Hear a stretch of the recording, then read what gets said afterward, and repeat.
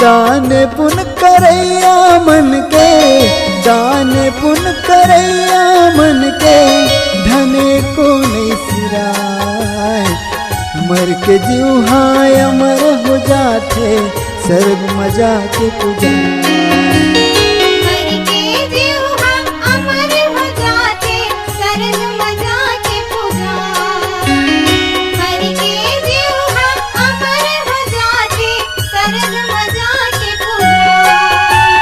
सुनो ग भैया सुनो बहनी, सुनो ग भैया सुनो बहनी, सुनो दान की महिमा बताए। मर के जीव अमर हो जाते, सर्ग मजा के पूजा। मर के जीव अमर हो जाते, सर्ग मजा के पूजा।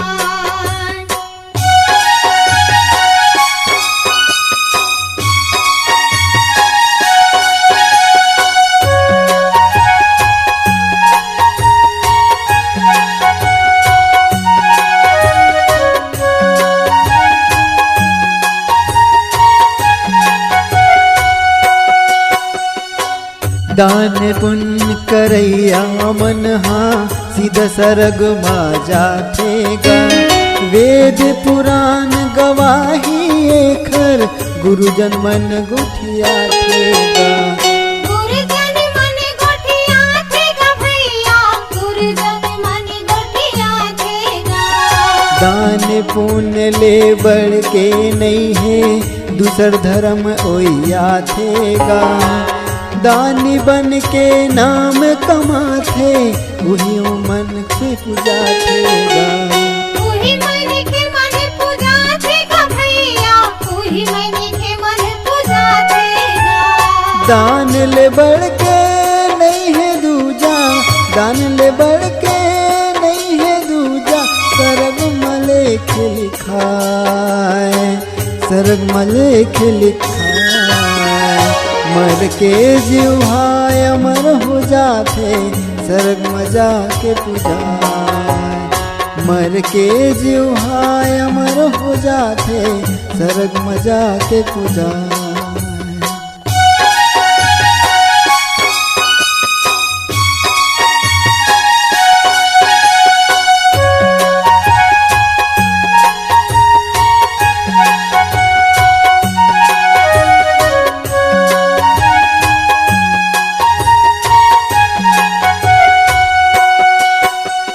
दानी मदानी दान करैया, कलयुग के अवतारी गा। राज हरिश्चंद्र नावे ओखर, जाने जग संसारी गा। जाने जग संसारी हो माया, जाने जग संसारी ना। सपना देखत घलो दान कर दिस, राजपाठ दरबारी गा।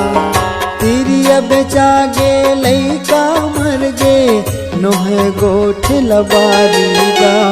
नोहे गोठ लबारी हो माया, नोहे गोठ लबारी ना। दान देवैया दानी कहाए, दान देवैया दानी कहाए। मान गौन ला पाए, मान गौन ला पाए। मर के जीव हाय अमर हो जाते, सर्ग मजा के पूजा। मर के जीव हाय अमर हो जाते, सर्ग मजा के पूजा।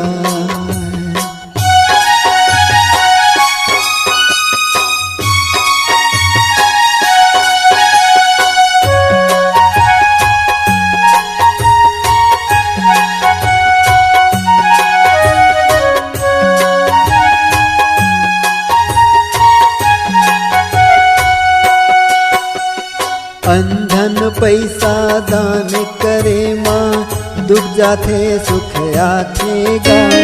जे मन दान धर्म ला करथे, अंधन कोठी भराथेगा। अनधन कोठी भराथे हो माया, अनधन कोठी भराथे ना। मन सुखा मनोज मुन्नायऊ, लक्ष्मण बाबा बताथेगा, बहते दरिया दान करेले जीवन मुक्ति पाथेगा। जीवन मुक्ति पाथे हो माया, जीवन मुक्ति पाथे ना। मोनी नो हर दान ल करहूँ, मुनि नो हर दान ल करहूँ, दीपक हाँ जस गाय, दीपक जस माँ गाय। मर के जीवा अमर हो जाते, सरग मजा के पुजान। मर के जीवा अमर हो जाते, सरग मजा के पुजान। सुनो ग भैया सुनो वो बहनी, सुनो ग भैया सुनो वो बहनी, सुनो दान की महिमा बताए। मर के जीवा अमर हो जाते, सरग मजा के पुजान। मर के जीवा अमर हो जाते, सरग मजा के पुजान। सरग मजा के पूजन, सरग मजा के पूजन।